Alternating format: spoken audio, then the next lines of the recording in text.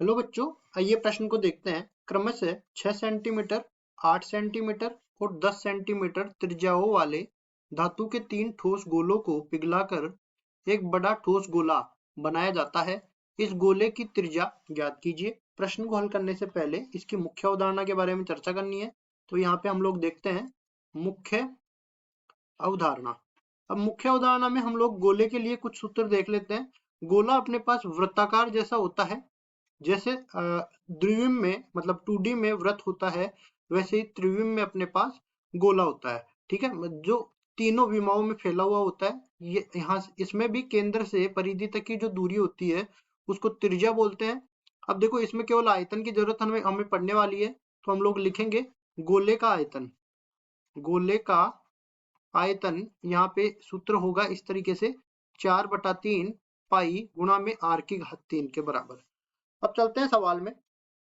तो सवाल में देखो, हमारे पास 3 गोले दे रखे हैं। तीनों गोलों में यहाँ पे बना देता हूँ। देखो, क्योंकि हम लोग 2D में बना रहे हैं तो वृत्त जैसा ही मैं गोला बनाने वाला हूँ। यहाँ पे ये पहला गोला अपने पास हो गया, ये दूसरा गोला अपने पास हो गया और ये तीसरा गोला अपने पास हो गया। ठीक है, इस गोले की त्रिज्या जो है मैं R1 बोल देता हूँ, इस गोले की त्रिज्या मैं R2 बोल देता हूँ, इस गोले की त्रिज्या मैं R3 बोल देता हूँ। अब देखिए, R1 का मान दे रखा है 6 सेंटीमीटर के बराबर, R2 का मान दे रखा है 8 सेंटीमीटर के बराबर और R3 का मान दे रखा है 10 सेंटीमीटर के बराबर। अब क्या करना है, तीनों गोलों को पिघलाकर दोनों तीनों को साथ में जोड़ना है और जो भी अपने पास बने उस पूरे का एक गोला बनाना है। पूरे माल का एक गोला बनाना है। तो इस बड़े वाले जो गोला है इसकी त्रिज्या में बड़ा वाला R बोल देता हूँ। तो बड़ा वाला R का मान हमें ज्ञात करना है। क्योंकि हम जानते हैं कि जब भी हम लोग एक आकृति से दूसरी आकृति में परिवर्तन करते हैं तो आयतन कभी नहीं बदलता है। तो तीनों गोलों का आयतन निकालेंगे, जोड़ेंगे और तीसरे गोले के आयतन के बराबर कर देंगे तो त्रिज्या निकल जाएगी। तो देखिए, यहां से क्या होगा, तीनों गोलों का आयतन बराबर हो जाएगा किसके, बड़े गोले का आयतन। बड़े गोले का आयतन।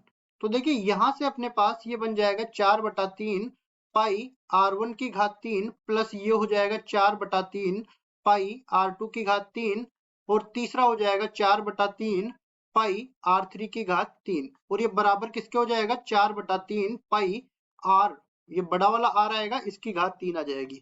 अब जो कटने वाला है उसको काट देते हैं। देखो, 4/3 और पाई ये सारे जो है उभयनिष्ठ आने के बाद दूसरे पक्ष के 4/3 पाई के साथ कट जाएंगे और बाद में जो r की घात 3 है उसका मान आ जाएगा R1 की घात 3 प्लस R2 की घात 3 प्लस R3 की घात 3 के बराबर।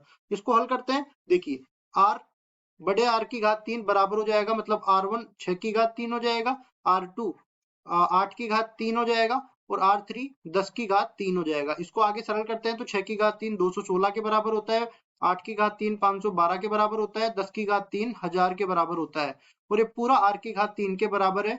इसको हल करेंगे तो ये पूरा 1728 बन जाएगा, जिसको हम लोग बोल सकते हैं 12 की घात 3 के बराबर। इस तरह से R की घात 3 अगर 12 की घात 3 के बराबर आ जाएगा, दोनों तरफ घनमूल लेने पर अपने पास R का मान 12। और देखो, इसकी इकाई क्या है, सब में इकाई सेंटीमीटर है, तो इसकी इकाई भी सेंटीमीटर होने वाली है।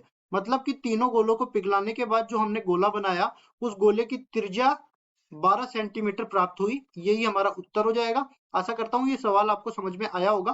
धन्यवाद।